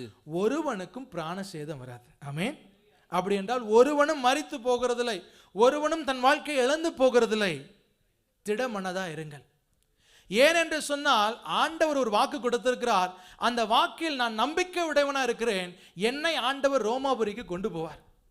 அவருக்காய் சாட்சியா நிற்பதற்கு என்னை நிலைநிறுத்துவார். ஆகவே ஒருவரும் மரித்து போவதில்லை என்று சொல்லி தேவன் கொடுத்த வாக்கு தத்தத்தில் நம்பிக்கை உடையவனாக அவன் காணப்படுகிறான். நிறைய நேரத்தில் நம்பிக்கை என்பதை நேர்மறை சிந்தனை என்று நினைக்கிறோம், பாசிட்டிவ் திங்கிங் அப்படின்னு நினைக்கிறோம். இமோஷனல் ஆப்டமிசம், உணர்ச்சி பூர்வமான நம்பிக்கை என்று நினைக்கிறோம், நம்முடைய விருப்பம் என்று நினைக்கிறோம். ஆனால் அப்படி அல்ல. தேவனின் வாக்கு தத்தங்களை அடிப்படையாக கொண்டு உறுதியாக நாம் எதிர்பார்க்கும் நிலைதான் நம்பிக்கையா இருக்கிறது. The confidence expecting based on God's promises. தேவன் இந்த வாக்குத்தத்தத்தை கொடுத்திருக்கிறார், இதை நிறைவேற்றுவார் என்று சொல்லி அந்த வாக்குத்தத்தங்களிலே நம்பிக்கை வைக்கிறோம் அல்லவா, அசையாது நம்பிக்கை வைக்கிறோம் அல்லவா. புரிந்து கொள்வதற்காக சங்கீதம் 42வது அதிகாரத்தின் 11வது வசனத்துல தாவீது சொல்லுகிறான்.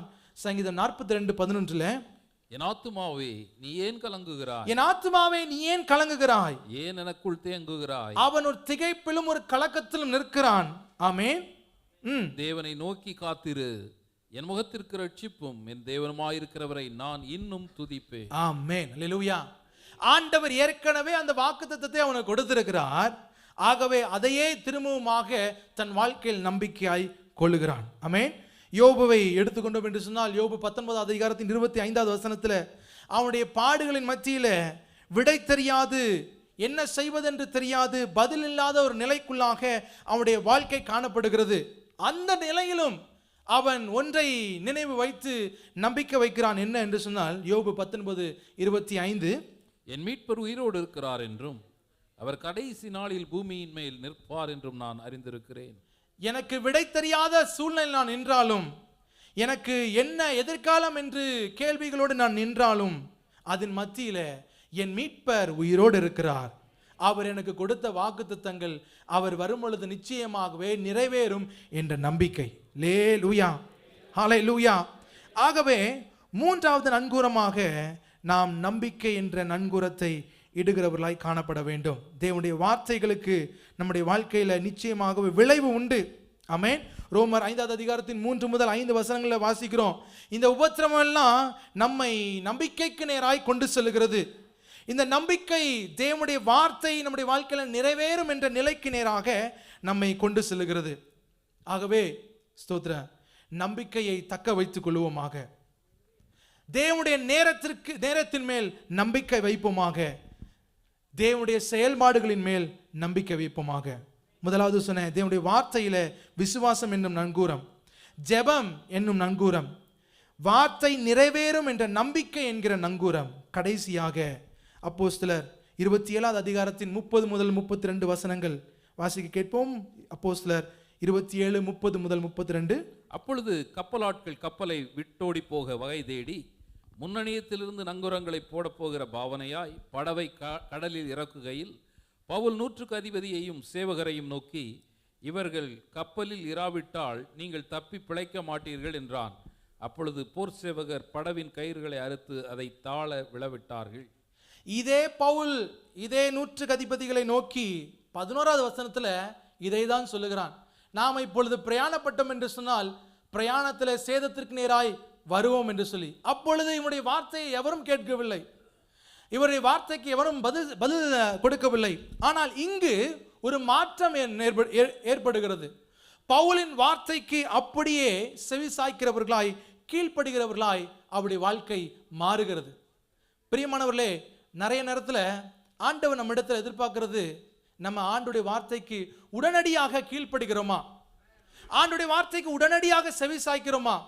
தாமதித்தோம் என்று சொன்னால் தாமதத்தில் ஏற்படும் விளைவுகளை நம்முடைய வாழ்க்கையில் சந்திக்க வேண்டியது இருக்கும்.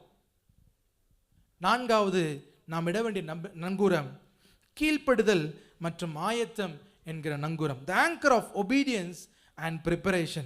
ஆமென்.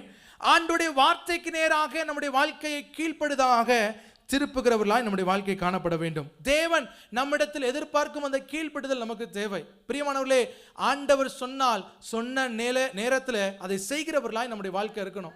தாமதித்தோம் என்று சொன்னால் அதன் விளைவை சந்திக்கக்கூடிய நிலைக்கு நம்முடைய வாழ்க்கை காணப்படும். அதே அப்போஸ்தலர் 27, 33 36 வசனங்களை வாசிச்சோம் அப்படின்னா, ஆமென் ஸ்தோத்திரம், பவுல் என்ன பண்றான்? அவர்களை தயார்படுத்துகிறான். He prepares, போஜனம் கொடுத்து இனி வரப்போகிற நிலைக்கு நேராக அவர்களை தயார்படுத்துகிறான். நம்முடைய விசுவாச வாழ்க்கையில நம்ம புரிந்து கொள்ள வேண்டியது என்னன்னா, நாம் கீழ்ப்படிந்து தேவனுடைய கிரியைகள் நம்முடைய வாழ்க்கையில விளங்குவதற்கு தயாராக காணப்பட வேண்டும்.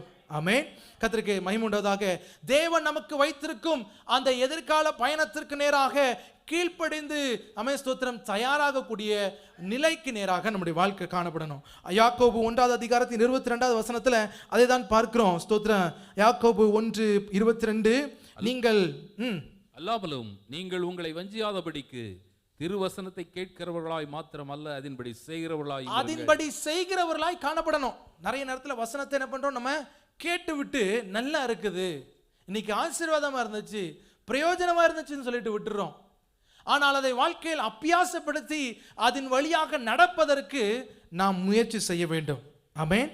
விசுவாசம் வெறும் நம்பிக்கை மாத்திரமல்ல. விசுவாசம் என்பது, விசுவாச வாழ்க்கை என்பது வெறும் ஜெபிப்பது மாத்திரமல்ல. விசுவாச வாழ்க்கை என்பது வெறும் காத்திருக்கும் ஒரு வாழ்க்கை மாத்திரமல்ல. விசுவாசம் என்பது தேவனுடைய வார்த்தைக்கு செவி கொடுப்பது, தேவனுக்கு கீழ்ப்படிவது, தேவனுடைய வார்த்தைகளை நம்முடைய வாழ்க்கையில செயல்படுத்துவது. ஆகவே தான் யாக்கோபு 2வது அதிகாரத்தின் 17வது வசனத்துல, யாக்கோபு 2வது அதிகாரத்தின் 17வது வசனத்துல, அப்படியே விசுவாசமும் கிரியைகள் இல்லாதிருந்தால் தன்னிலே தானே செத்ததாய். கிரியைகள் இல்லாதிருந்தால் ஒரு பிரயோஜனம் இல்லை. கேட்டு விட்டு சென்று விட்டோம் என்று சொன்னால் ஒரு பிரயோஜனம் இல்லை. வாழ்க்கையில் அதை அபியாசப்படுத்துகிற ஒரு நிலைக்கு நேராக நம்முடைய வாழ்க்கை காணப்பட வேண்டும். புரிந்து கொள்வதற்காக ஒரு சில உதாரணங்களை வைக்கிறேன். ஆதியாகமம் 6வது அதிகாரத்தின் 22வது வசனத்தில் நோவாவினுடைய வாழ்க்கை குறித்து பார்க்கிறோம். அங்கு மழை இல்லை, அதற்கு முன்பதாக மழையை பார்த்தது கூட இல்லை, மழை எப்படி இருக்கும் என்று கூட தெரியவில்லை. தேவன் சொன்னார், அப்படியே செய்தான். தேவன் சொன்னதற்கு அப்படியே கீழ்ப்படிந்தான். தேவன் சொன்னதற்கு அப்படியே ஆயத்தமானான். பெரு வெள்ளத்திலிருந்து காப்பாற்றப்பட்டான். லேலூயா. ஆமென். கர்த்தருக்கு மகிமை உண்டாவதாக. சில நேரத்தில் ஆண்டவர் நம்முடைய வாழ்க்கையில இதை செய்ய சொல்லுவதற்கு முகாந்திரம் என்னன்றது நமக்கு தெரியாது. எதற்காக ஆண்டவர் இதை சொல்லுகிறார் என்பதை அலசி ஆராய்வதை விட அதற்கு அப்படியே கீழ்ப்படுகிறவர்களாய் நம்முடைய வாழ்க்கை காணப்படணும். ஆமென். கர்த்தருக்கு மகிமையாக நாம் அப்படியே கீழ்ப்படிந்து அதற்கு நேராக நாம் தயாராயினோம் என்று சொன்னால் நாம் தேவனால் காப்பாற்றப்படுகிற ஒரு நிலை. யோசேப்பின் வாழ்க்கை எடுத்துக்கணும்னா ஆதியாகமம் 41வது அதிகாரத்திலிருந்து 33வது வசனத்திலிருந்து 36வது வசனம் வரைக்கும் 7 வருஷ பஞ்ச காலத்தை பயன்படுத்தி 7 வருஷம் செழிப்பின் நாட்களை பயன்படுத்தி வரப்போகிற 7 வருஷ பஞ்ச காலத்திற்கு தன்னை தயார்படுத்தினான். நிறைய நேரத்தில் நம்முடைய எதிர்கால வாழ்க்கைக்காய் நாம் தயார்படுகிறதுல ஆண்டவருடைய சமூகத்தில் கேட்கறதுல, ஆண்டவரே நான் வரும் நாட்களில் என்ன செய்யணும், அடுத்தது என்ன செய்யணும். ஆமென். அல்லேலூயா. என்ன ஸ்தோத்திரம். நம்முடைய பிள்ளைகளிடத்துல அடிக்கடி கேட்கக்கூடிய கேள்வி, அடுத்தது என்ன பண்ண போகிறோம் இல்லை? நம்ம கேட்போம்ல, ஸ்கூல் படிக்கிற பிள்ளைகள்கிட்ட அடுத்தது என்ன செய்ய போகிற, இப்போ எக்ஸாம்ஸ்லாம் எழுதிருக்கிறாங்க, 10th முடிச்சோன்னா அடுத்து என்ன குரூப், 12th முடிச்சோன்னா அடுத்து என்ன பண்ண போகிற, காலேஜ் முடிச்சுட்டாங்கன்னா அடுத்து என்ன செய்ய போகிற, இதை நம்ம கேட்குறோம். இதெல்லாம் கேட்குற நம்ம என்னைக்காவது நம்ம வாழ்க்கையை பார்த்து கேட்டிருக்கோமா? அடுத்த 5 வருஷத்தில் நம்ம என்ன பண்ண போகிறோம், அடுத்த 10 வருஷத்தில் நம்ம என்ன பண்ண போகிறோம், அடுத்த 15 வருஷத்தில் நம்ம என்ன செய்ய போகிறோம்? ஆண்டவருடைய வார்த்தைகளுக்கு செவிசாய்த்து ஆண்டவர் சொல்லுகிறதற்கு கீழ்ப்படிந்து அவர் சொல்லுவதற்கு நேராக நாம் தயாரான நிலையில காணப்பட வேண்டும். ஆமென். 10 கன்னிகைகளை குறித்து மத்தேயு 25வது அதிகாரத்தின் 1 முதல் 13 வசனங்களை வாசிக்கிறோம். 10 பேருமே ஆண்டவருடைய வார்த்தைக்கு செவி கொடுத்து வந்தவர்கள். 5 பேரிடத்தில் ஆயத்தம் காணப்பட்டது. 5 பேர் மாத்திரமே ஆமென் ஸ்தோத்திரம் தேவ ராஜ்யத்திற்குள் பிரவேசித்தார்கள். நாம் கீழ்ப்படிவதோடு மாத்திரமல்ல பிரியமானவர்களே, கீழ்ப்படிந்து நாம் தயார் நிலையில காணப்பட வேண்டும். ஆமென் ஸ்தோத்திரம். நம்ம வெறும் கீழ்ப்படிந்து ஆண்டுடைய வார்த்தைக்கு கீழ்ப்படிந்து செவிசாய்த்து விட்டு உட்காருவது மாத்திரம் இல்ல, அதை நம்முடைய வாழ்க்கையில அபியாசப்படுத்தி நாம் தயாராகும் நிலையில காணப்பட்டோம் என்று சொன்னால்தான் ஆண்டவர் வரும் பொழுது அவருடைய வருகையில சேர்த்துக் கொள்ளப்படுவோம். ஆமென். ஒரு நாளும் கைவிடப்பட்ட நிலையில நம்முடைய வாழ்க்கை காணப்படக்கூடாது. பிரியமானவர்களே, 4வது நங்கூரமாக கீழ்ப்படிதலும் ஆயத்தமும் என்கிற நங்கூரம் நம்முடைய வாழ்க்கையில காணப்பட்டால், அப்போஸ்தலர் 27வது அதிகாரத்தின் 44வது வசனத்தின் கடைசி பகுதி சொல்லுகிறது போல, அவர்கள் தப்பி கரை சேர்ந்தார்கள். அதே போலவே இந்த 4 நங்கூரங்கள் நம்முடைய வாழ்க்கையில காணப்பட்டால் நாமும் தப்பி கரை சேர்வதற்கு கர்த்தர் கிருபை அளிக்க போதுமானவராக இருக்கிறார். நாம் செய்ய வேண்டியதெல்லாம், ஆண்டவரே உம்முடைய வார்த்தையில நாங்கள் விசுவாசம் என்கிற நங்கூரத்தை இட கர்த்தர் உதவி செய்யுங்க. ஜெபம் என்கிற நங்கூரம் எங்கள் வாழ்க்கையில காணப்பட உதவி செய்யுங்க. ஆண்டவரே நீர் செய்வீர் என்று சொல்லி உம்முடைய வார்த்தையை நம்பி ஆண்டவரே அதில் நம்பிக்கை வைத்து ஆண்டவரே அதில் நங்கூரமிட கர்த்தர் உதவி செய்யுங்க. கீழ்ப்படிந்து ஆயத்தமாகி நங்கூரமிட எங்களுக்கு உதவி செய்யுங்க. நம்ம எல்லாரும் ஆண்டுடைய சமூகத்தில் எழுமி நின்று ஆண்டவரே இந்த காலை நேரத்தில் ஆண்டவரே ஸ்தோத்திரம் ராஜா, எங்களோடு இடைப்பட்ட வார்த்தைகளுக்காய் வசனங்களுக்காய் நன்றி செலுத்துகிறோம் ராஜா. நீர் பேசினதற்காக நன்றி செலுத்துகிறோம். நாங்கள் கடந்து வரும் சூழ்நிலைகளை கர்த்தர் அறிந்திருக்கிறீங்க. எங்களுடைய சூழ்நிலைகளில் மத்தியில கர்த்தர் கிரியை செய்ய போதுமானவர். எங்களுக்கு கர்த்தர் நினைப்பூட்டின வார்த்தைகளுக்காய் நன்றி செலுத்துகிறோம். ஆண்டவரே ஹல்லேலூயா. நாங்கள் இப்பொழுது கடந்து வருகிற பாதையில கர்த்தர் ஒருவரே எங்களுக்கு வெளிச்சமா இருக்கிறீர். ஆண்டவரே உம்முடைய வசனம் ஒன்றே எங்களுக்கு வெளிச்சமா இருக்கிறது. உம்முடைய வார்த்தையின் வெளிச்சத்தில் நாங்கள் கடந்து வருவதற்கு தேவன் கிருபை தாருங்க. அப்பா ஸ்தோத்திரம் ராஜா. ஹல்லேலூயா. ஆண்டவரே ஹல்லேலூயா. எங்கள் விசுவாசத்தில் ஆண்டவரே உறுதி உள்ளவர்களாக, ஆண்டவரே ஜெபத்தில் தரித்து நிற்கிறவர்களாக, ஆண்டவரே எங்கள் நம்பிக்கை விட்டு விடாதபடிக்கு ஆண்டவரே ஸ்தோத்திரம் கீழ்ப்படிதலில் நடந்து ஆயத்தமுள்ள வாழ்க்கையோடு உம்முடைய சமூகத்தில் நாங்கள் காத்திருக்க கர்த்தர் கிருபை தாருங்க ராஜா. இந்த காலை நேரத்தில் வந்திருக்கிற யாவரையும் தனித்தனியாய் பேர் பெறாமுடைய கரத்தில் அர்ப்பணிக்கிறோம். தேவன் பெரிய காரியங்களை செய்து வழி நடத்துங்க. ஆண்டவரே ஸ்தோத்திரம் ராஜா. சூழ்நிலைகளை தாண்டிய தேவன் எங்களோடு இருக்கிறீர். உம்முடைய பிரசன்னம் எங்களோடு இருக்கிறது என்பதை ஒரு நாளும் நாங்கள் மறந்து விடாதபடிக்கு ஆண்டவரே உம்முடைய வார்த்தைகளை எல்லாம் எங்கள் வாழ்க்கையில் அபியாசப்படுத்த தேவன் கிருபை அருளும்படியாய் ஜெபிக்கிறோமே. வழி நடத்துங்க, வழி நடத்துங்க, வழி நடத்துங்க. கிருபை சூழ்ந்து கொள்வதாக. மகிமையும் ஒருவருக்கே அர்ப்பணிக்கிறோம். இயேசுவின் நாமத்தில் ஜெபிக்கிறோம் நல்ல பிதாவே, ஆமென். கரங்களை உயர்த்தி ஆசீர்வாதங்களை பெற்றுக்கொள்வோமாக. கர்த்தராகிய இயேசு கிறிஸ்துவின் கிருபையும் பிதாவாகிய தேவனுடைய அன்பும் பரிசுத்த ஆவியானுடைய அன்பும் ஐக்கியமும் சந்தோஷமும் சமாதானமும் பாதுகாப்பும் அரவணைப்பும் நம்மனோடு கூட என்றென்றைக்கும் நிலைத்திருப்பதாக. ஆமென். நிச்சயம் முடிவை கண்டிடுவே, நம்பிக்கை ஒருபோதும் வீணாகாதே. நிச்சயம் முடிவை கண்டிடுவே, நம்பிக்கை ஒருபோதும் வீணாகாதே. அழுகையின் மாலை களிப்பாய் மாறும்,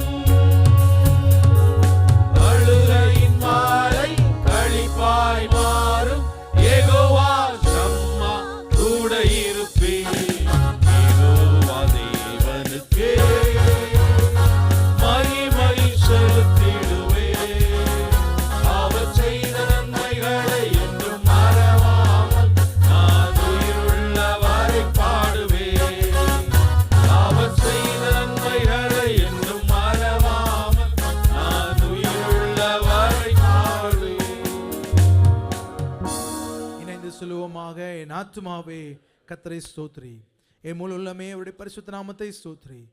என் ஆத்துமாவே கர்த்தரை ஸ்தோத்திரி, கர்த்தர் செய்த சகல உபகாரங்களை மறவாதே.